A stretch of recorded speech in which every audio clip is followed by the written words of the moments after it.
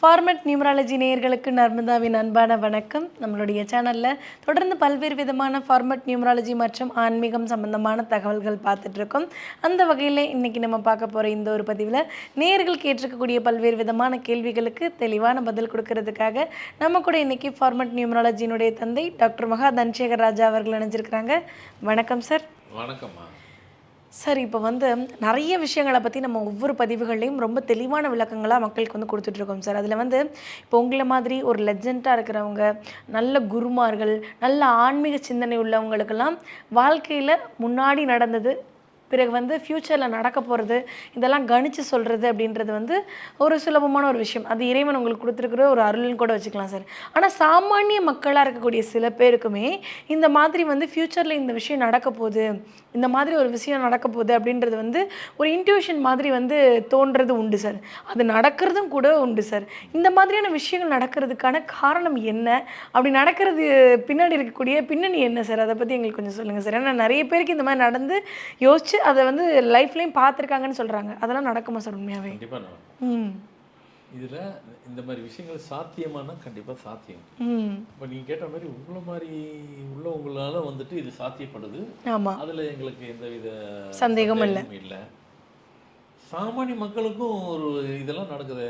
நான் இப்போ சொல்கிறேன், இது நடக்க பாருங்கண்ணே அப்படிம்பாங்க. அதெல்லாம் நடந்துருது. அது எப்படி சார்? அது அப்போது உங்களுக்கு ஈக்குவலாக அவங்க இருக்கிறாங்கல்ல, அப்படிலாம் சொல்லக்கூடாது. ஏன் இருக்கக்கூடாதா? இருக்கலாம். என்ன நமக்கு இது ப்ரொஃபஷனல், அவங்களுக்கு அது ப்ரொஃபஷனல் கிடையாது. அவங்க வாழ்க்கையை அவங்க வாழ்கிற வாழ்க்கையிலே நடுவில் இந்த இது சேர்ந்து ட்ராவல் பண்ணுது. இது யாருக்கெல்லாம் இருக்கும், எந்த சூழ்நிலை யாருக்காருக்கு இருக்கும், அதுக்கும் நம்பருக்கும் கனெக்டிவிட்டி இருக்கா? நான் நம்பர் ஆஸ்பெக்ட்ஸ்லேயே கொண்டு போகிறேன் பாருங்கள். சில பேர் அதான் ஃபேமிலி, அவங்க ஃபேமிலிக்குள்ளே சாதாரண வாழ்க்கையில் வாழ்ந்துகிட்டே இருப்பாங்க. திடீர்னுட்டு முன்கூட்டியே ஒரு வயசானவர் ஒருத்தர் இருப்பார். அவர் திடீர்னு சொல்லுவாங்க. திடீர்னு அவங்க மாமியார்கிட்ட போயிட்டு அவங்ககிட்ட போயிட்டு இது மாதிரி அவர் இதாகிடுவார் அப்படி இப்படி சொல்லுவாங்க. அது நடந்துடும். அது வரைக்கும் அவங்களுக்கு தெரியாது. நடந்து முடிஞ்ச உடனே இது எப்படி நீ முன்கூட்டி சொன்ன, இது மாதிரி ஒரு 2-3 விஷயத்த சொல்கிறாங்க. அதுக்கப்புறம் அவங்கள பார்த்தோன்னே இவங்க பயப்பட ஆரம்பிச்சிடுறாங்க. ஏமா எது சொன்னாலும் நடந்துருதுன்னு ஒரு சண்டையை வேற போட்டுருவாங்க. ஆமாம், நீ எது சொன்னாலும் நடக்குது, தயவுசெய்து நீ வாயை திறக்காத. அவங்க இப்படி சொல்கிறாங்க, நீ சொன்னதுனால தான் அது நடக்குதுன்னு. அப்படியும் சொல்கிறவங்க உண்டு. நீ தான் வாய் வச்ச, அதனால தான் இப்படி நடந்துருச்சு அப்படி சொல்கிறவங்களும் உண்டு. அதனால அது நடந்துருச்சுங்கிற மாதிரி கொண்டு போயிடுவாங்க. அவங்க நாலேஜ் அவ்வளோதான், அவங்க அப்படி தான் சொல்ல முடியும். இவங்க ப்ராக்டிக்கலாக தங்களுக்கு அப்போ இவங்க சொல்கிறாங்க. ஏன்னா இதெல்லாம் என்கிட்ட கேட்குறாங்க. சரி, இதெல்லாம் நாமளாம் சொல்கிறதில்ல, இது எங்கிட்டே இது மாதிரிலாம் நிறைய பேர் கேட்குறாங்க. இது எனக்கு ஏன் இது மாதிரி வருது அடிக்கடிக்கு, என்னால் ஏன் இது மாதிரி சொல்ல முடியுது, என்னால் சொல்லாமலும் இருக்க முடியல, எனக்கு சொல்லிக்கிட்டே இருக்குது, அதனால் நான் போய் சொல்லிடுறேன். இதிலே அதான் உங்கள் கேள்வி. உங்களை மாதிரி ஜாம்பவானுங்களுக்கெல்லாம் சொல்கிறாங்க, சராசரி சாமானியர்களுக்கும் சொல்ல வருது. இதில் 2 விஷயங்கள் இருக்குது. இந்த மாதிரி நிகழ்வுகளை நம்மளுக்கு முன்கூட்டி சொல்கிறதுனாக்கா அது ஒரு ஜஸ்ட் அந்த ஃபேமிலியில் வர இண்டிகேஷனை சொல்லி கொடுக்குது. ஏன்னா இறைவன் எப்பயுமே எதையுமே நம்மளை பிளைனாகவே நடத்த மாட்டார். முன்கூட்டியே தகவல் நமக்கு கொடுக்குறாரு. இப்போ ஒரு திருமணம் நடக்குது, அந்த திருமணத்தில் பொருத்தம் இருக்கா இல்லையா அப்படின்னு சொல்லிட்டு இவங்க எல்லாத்துக்கிட்டும் பார்த்துட்டாங்க. யார் யார்கிட்டலாம் பார்க்கணுமோ எல்லாரும் பொருத்தம் இருக்குன்ட்டாங்க. ஆனால் பொருத்தம் இல்லைன்னு சொல்லிட்டு இறைவனுக்கு தெரியும். அதுக்காக என்ன பண்ணுறாரு, உங்களுக்கு பல இடத்துல அந்த கோணத்தை காட்டுறாரு. அது பொருத்தம் இல்லைன்னு சொல்லிட்டு இனிமேல் நீங்கள் இப்படி புரிஞ்சுக்கிங்க, அப்போ தான் உங்களுக்கு சரியாக இருக்கும். நான் நடந்த மாதிரி சொல்கிறேன், நீங்கள் எல்லாமே இன்னும் புரிஞ்சுக்கிங்க. ஒருத்தர் பொருத்தம் இல்லாமல் ஒரு பொண்ணை பார்க்குறீங்களோ ஒரு பையனை பார்க்குறீங்களோ, மேரேஜை ஃபிக்ஸ் பண்ணிட்டீங்கனாக்கா, எங்கெல்லாம் மேரேஜ் யாரெல்லாம் ஃபிக்ஸ் பண்ணுறீங்களோ, ஃபிக்ஸ் பண்ணதுக்கப்புறம் உங்களுக்கு நடக்கிற நிகழ்வுகள் எல்லாமே சரியாக போனால், சரியாக சென்று கொண்டுட்டு இருந்தால் அந்த திருமண வாழ்க்கை பொருத்தம் உள்ளது மட்டும் இல்லை, சிறப்பான வாழ்க்கையை அவர்கள் வாழ்வார்கள்னு அர்த்தம். இப்போ அந்த திருமணம் பிறகு ஒரு விஷயங்களாக நடக்குது அப்படின்னா, எந்தெந்த விஷயங்களை அந்த திருமண வாழ்க்கை பொருந்தாத வாழ்க்கையாக அமைகிறதுக்கான வாய்ப்புன்றதை நம்ம தெரிஞ்சுக்கலாம் சார். அதுதான், அதுதான் சொல்ல போகிறேன். உங்கள் கேள்வி அதுதான், நான் அதான் சொல்ல போகிறேன். அப்படி பொருத்தம் இல்லைன்னு சொல்கிறது இறைவன் சொல்கிறாரு. நல்லா புரிஞ்சுக்கிங்க, இறைவன் தான் சொல்கிறாரு. உங்களுக்கு சிம்டம்ஸ் எல்லாம் காட்டுறாரு. போயிட்டு பெட்ரோதல் பண்ணிக்கிறோம், பெண்ணை நிச்சயம் பண்ணிட்டாங்க, ஆணை நிச்சயம் பண்ணிட்டாங்க, எல்லாத்தையும் பண்ணிட்டாங்க, ஃபிக்ஸ் பண்ணிட்டாங்க. அதுக்கு பேர் தான் பெட்ரோதல்னு வச்சுருக்கோம். நம்ம நிச்சயதார்த்தம் ஃபிக்ஸ் பண்ணிட்டோம். ஃபிக்ஸ் பண்ணதுக்கப்புறம் ஆரம்பிச்சிடுது வேலையை. முடிஞ்ச 2ஆவது நாளோ 1 வாரமோ 10 நாள்லையோ அந்த பையனுக்கு ஏதாவது ஒரு விபத்து நடக்கும். ஒன்று இது பையன் பொண்ணு 2 பேருக்குமே பொதுவானதா? யாருக்குனாலும் நடக்கலாம். யார் டேட்டு வீக்காக இருக்கோ அவங்களுக்கு நடக்க போகுது. பையனா பையன் நடக்கும், பொண்ணுக்குன்னா பொண்ணுக்கு நடக்கலாம், யாருக்கும் நடக்கலாம். இன்னும் சில பேர் பெரியவங்க எதனா இதாகி போயிடுவாங்க. அதுவும் அதாவது மாமனார் மாமியார் கூட ஆயிடுவாங்க, இவங்க வீட்டில் ஆயிடுவாங்க, அங்கே ஆயிடுவாங்க, ஏதோ ஒன்று, அதாவது சம்மந்தப்பட்ட உறவு ஆயிரும். அது பொருத்தம் இல்லைங்கிறது சொல்கிறாரு அவர். பல கோணத்தில் காட்டுற, முதல்ல சின்னதாக காட்டுறாரு, அப்புறமா பெருசு பெருசாக காட்டுறாரு. எதுக்கும் அசரலை இவங்க. நான் பண்ணால் ஒன்று தான். ஆனால் இவங்களும் வந்து இந்த சிவாஜி படம் வந்துச்சு இல்லையா, ரஜினிகாந்த் படத்தில் சிவாஜி டைட்டிலுங்கிற ஒரு படம் வந்தது இல்லையா, ஆமா ஆமா அதான் கதையே. பல கோணத்தில் அவர் காமிக்கிறாரு. இவர் ஹீரோ விடவே இல்லை. எது வேணாலும் அவர் கடைசி வரைக்கும் கொண்டு போய் ஒரு சிக்கலில் தான் விடுது. அது ஜாதகங்கிற கதைகளை கொண்டு போயிட்டு கதையை காட்டுறது. அது மறைமுகமாக இறைவன் சொல்லப்படுறத சம்பாஷணை. அது நமக்கு அது புரியல. இனிமேல் யாரும் நல்லா புரிஞ்சுக்கிங்க. ஒரு திருமணத்துக்கு ஃபிக்ஸ் பண்ணதை எல்லாம் பொறுத்தவருக்கு சொல்லியும் சில நேரத்தில் யாருமே பார்க்காம கூட நீங்களே பண்ணிக்கிறீங்க, இல்லை நீங்களே லவ் பண்ணிவிட்டு ஃபிக்ஸ் பண்ணிக்கிறீங்க. அப்படி வச்சுக்கோ, நீங்கள் பொருத்தமே பார்க்கல, லவ் பண்ணிட்டாங்க, நாங்கள் எங்கே பொருத்தம் பார்க்குறது, நீங்களே கூட பண்ணியிருக்கலாம், ஃபிக்ஸ் பண்ணியிருக்கலாம். அந்த திருமணத்தை கடைசி வரைக்கும் உங்களுக்கு எந்த இடர்பாடுகள் இல்லாமல் தாலி கட்டி முடிக்கிற வரைக்கும் எந்த இடத்துல பிரச்சனை எதுவுமே இல்லாமல் ஸ்மூத்தாக போகுது. அப்படி இன்னொன்று, அது என்னைக்கு கமிட் ஆயிடுச்சோ அன்னையிலேருந்தே உங்களுக்கு வந்து குரோத்து, ப்ரொமோஷனு, அது இதெல்லாம் வருதுனாக்கா கரெக்டாக போகுதுன்னு இருக்கும். அது இல்லாமல் மாறி எதனா அப்படி இப்படி நடந்துச்சுனாக்கா அது இல்லைன்னு சொல்லி டிசிஷன் அதுக்கப்புறம் நீங்கள் எடுக்கணும். எடுக்காமல் இருந்தாக்கா அந்த லைஃப்பை அப் டு லைஃப் வரைக்கும் உங்களை மாதிரி கஷ்டப்பட்டு வாழ்க்கையை வாழ்ந்து வாழ்க்கையே போதுண்டா சாமி அப்படிங்கிற அளவுக்கு கொண்டு போய் விட்டுரும். ஏன்னா அதை பொறுத்த இல்லையே, பொறுத்த இல்லாத வாழ்க்கை எப்படி போய் வாழ முடியும்? இது ஒரு இண்டிகேஷன். இன்ட்யூஷன் பவரில் சொல்கிறாங்க, அதுதான் முன்கூட்டியே அவங்க சொல்கிறாங்க. அப்போது இதுலேயே பிரிவு இருக்குது. அந்த மாதிரி சொல்கிறவங்கெல்லாம் வந்துட்டு இன்ட்யூஷனில் வந்துட்டு அவங்களும் ஒரு வகையாக இண்டிகேஷன் தான். அவங்களால பாசிட்டிவாக சொல்ல முடியாது, எல்லாம் நெகட்டிவாக தான் சொல்லுவாங்க. நிறைய பேர் வந்து நமக்கு வந்து எனக்கு வந்து நாய் துரத்துற மாதிரி, பாம்பு கொத்துற மாதிரி வந்துச்சு, அதுக்கப்புறமா வந்து எனக்கு ஏதோ விபத்து நடக்கிற மாதிரி வந்தது, இந்த மாதிரி நெகட்டிவான விஷயங்களை தான் தாட் ப்ராசஸாகவே அவங்க பண்ணுவாங்க. அதுதான் சொல்ல போகிறேன் இப்போ. அது எங்கள் மூலயமாவும் சொல்ல போகிறேன் இப்போ. அவங்களுக்கு வந்து அதுவும் ஒரு கைண்ட் ஆஃப் இறைவன் வந்து இண்டிகேஷன் தான் கொடுக்குறாரு, அவங்களுக்கு அந்த வீட்டுக்கு கொடுக்குறாரு. அது அவங்க மூலயமா கொடுத்துட்டு பாசிட்டிவே அவங்களுக்கு வராது. பாசிட்டிவ் அவங்க கண்ணுக்கு தென்படாது, அவங்க தோற்றத்துலேயும் அவங்க முன்னே வந்து காமிக்காது, நெகட்டிவாக தான் காட்டும். எங்கள் நல்லது கொடுக்குற மாதிரி கொடுத்துட்டு அது நெகட்டிவ் காட்டு. அதுதான் இப்போ நீங்கள் சொன்னீங்களே, உங்களை மாதிரி ஜாமான்கள் எல்லாம் சொன்னீங்களே, எங்கள் மாதிரி ஜாமான்கள் சொல்லி அதுக்கு சொல்யூஷன் கொடுக்குறோம். அவங்களால சொல்யூஷன்லாம் கொடுக்க முடியாது. அது முன்கூட்டி இண்டிகேஷன் வர்றதை சொல்கிறாங்க, அவங்களாம் எடுத்துக்கூட்டி எதுவுமே சொல்லலை, ஆனால் கரெக்டாக நடந்துருது. அது சில பேர் சொல்லி 2 நாளில் நடந்துடும், இன்னும் ஒரு வார்த்தை நடக்கும், ஒரு வார்த்தை நடந்துடும். அந்த இது வந்து அந்த இன்ட்யூஷன் மாதிரி சொன்னது அவ்வளவும் நெகட்டிவாக தான் சொல்ல முடியும்.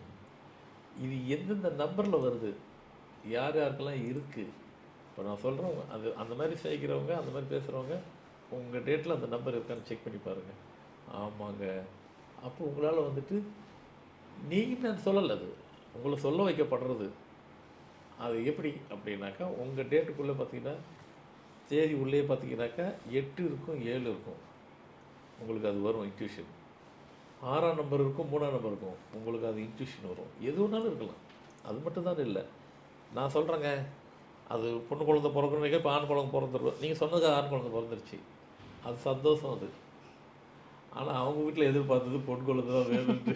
ஏன்னா ஏற்கனவே 2 பையன் இருப்பான். உங்களை பொறுத்த வரைக்கும் நல்லது தான் சொல்ல நினைக்கிறீங்க, அவங்களுக்கு 2 பையன் இருக்கிறான், பொண்ணு எதிர்பார்க்குறாங்க, பொண்ணு தான் வேணும், அதெல்லாம் பையன் தான் பிறக்கணும். நீங்கள் அதான் சொல்லி இண்டிகேஷன் கொடுக்குறாரு கடவுள் உங்கள் சேனல் மூலயமா, அதாவது உங்கள் வழி மூலியமாயா உங்கள் மூலயமா சொல்கிறாரு அவர். அதுக்கு நம்பரையும் சொல்லிட்டேன், இந்த நம்பர் ஒரு சும்மா 2 நம்பர் தான் சொன்னேன், இன்னும் நிறைய இருக்குது, எல்லாமே வேண்டாம்.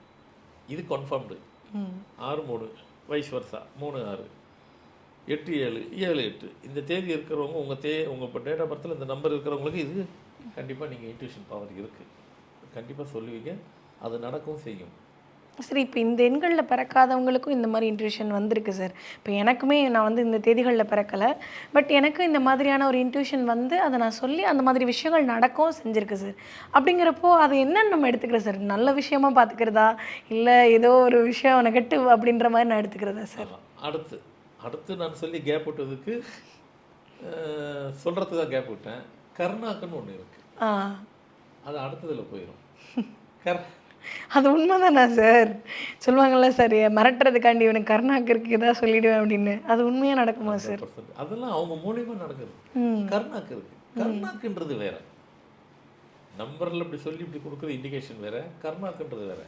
கர்நாக்குன்றது என்னன்னாக்கா, அவங்க கிட்ட அவங்க பேசுறதுல முக்காவாசி இன்ட்யூஷன் தான். ம். இல்ல அரைவாசி கூட சில பேருக்கு அரைவாசி இருக்கும். அது கர்நாக்கினுடைய சைஸை பொறுத்து இருக்கு. ம். சில பேருக்கு நாக்குல உள்பகுதியில் எதனா ஓரமா சின்னதா இருக்கும். ம்.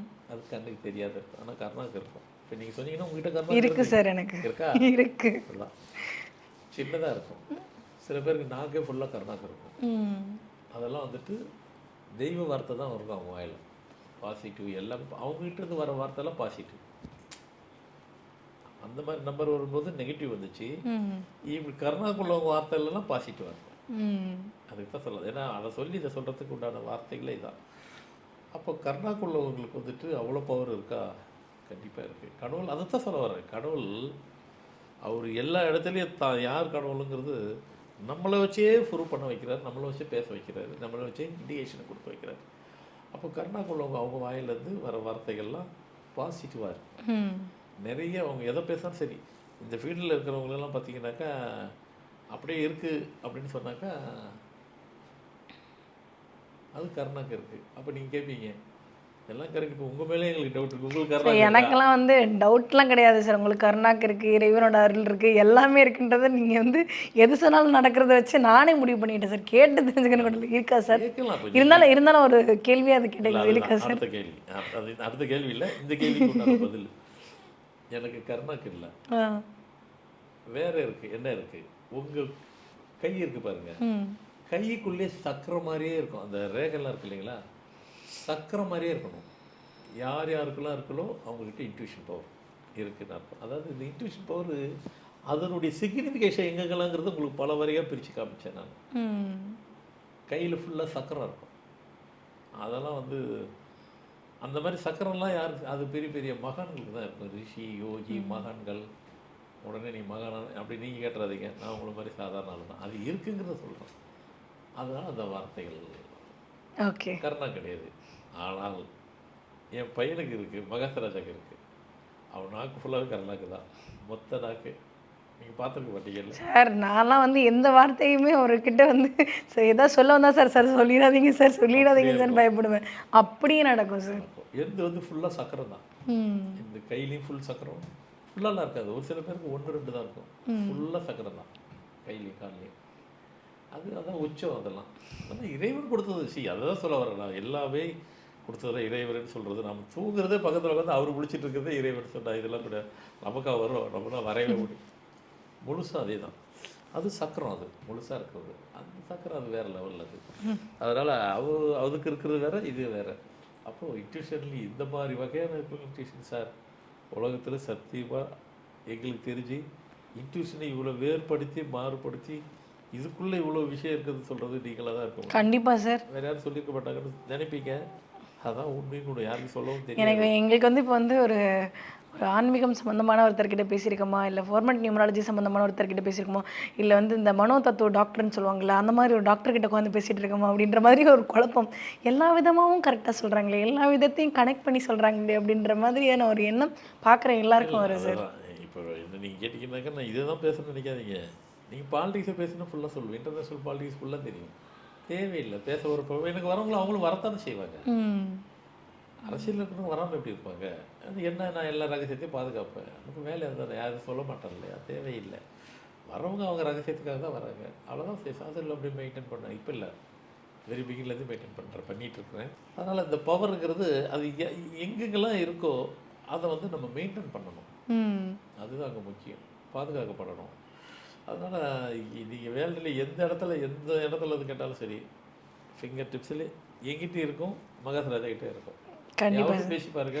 கண்டிப்பாக சார். நான் 2 பேர் கூடயும் பயணிக்கிறதுனால, அந்த ஒரு விஷயங்கள் எல்லாமே எனக்கு வந்து பர்சனலாக நெறைய தெரியும் சார். கண்டிப்பா வந்து அவர்கிட்ட கிளையண்ட்டா வரவங்க, உங்ககிட்ட கிளையண்ட்டா வரவங்களா இருக்கட்டும், இல்ல சார் கிட்ட கிளையண்ட்டா வரவங்களா இருக்கட்டும், எல்லாருக்குமே தெரியும். நம்ம லைஃப்ல இதுதான் நடக்க போகுது அப்படின்றத நம்ம எழுதி வச்சுக்கலாம் ஒரு பத்திரமா. இதுதான் நடக்கும். அதுதான் அப்படிதான் நடக்கும். ஸோ கண்டிப்பா இப்போ எல்லாரும் அசந்து போய் இவ்வளோ விஷயம் இருக்கா? வாழ்க்கைக்குள்ள இவ்வளோ ஒளிஞ்சிருக்கு. நாம தெரியாம வாழ்ந்துட்டு இருக்கோம். எல்லாமே எழுதி வைக்கப்பட்ட வாழ்க்கையை நாம வாழ்ந்து கழிக்கிறோம். ம். நமக்காக எழுதி வைக்கப்பட்ட வாழ்க்கையை நம்ம வாழ்ந்து கழிக்கிறோம். அதனால நம்ம வாழ்ற வாழ்க்கையில ஒவ்வொரு ஸ்டெப்ஸும், ஒவ்வொரு மூமெண்ட்டும் நம்ம கேர்ஃபுல்லா தான் இருக்கணும். ஸோ எல்லாரும் கேர்ஃபுல்லா தான் இருக்கிறீங்க. நம்ம நிகழ்ச்சிய பார்க்கும் போகும்போது நிறைய விஷயங்கள் தகவல் உங்களுக்கு குடுக்குறது எதுக்குன்னா, இன்னும் கொஞ்சம் நம்ம செழுமைப்படுத்திக்கணும், செம்மைப்படுத்திக்கிறதுக்காக தான் சொல்லப்படுகிறது. ம். கண்டிப்பா படிச்சிருப்பீங்கன்னு நினைக்கிறேன். கண்டிப்பா சார். இந்த ஒரு பதிவுல நெறைய பேருக்கு இருக்க இந்த ஒரு குழப்பத்துக்கு வந்து ஒரு தெளிவுபடுத்துற மாதிரியான விஷயங்கள சொல்லியிருக்கீங்க. கண்டிப்பா பார்த்துட்டு இருக்கக்கூடிய நேயர்களுக்கு ரொம்ப யூஸ்ஃபுல்லா இருக்கும் நம்புறோம். ரொம்ப நன்றி சார்.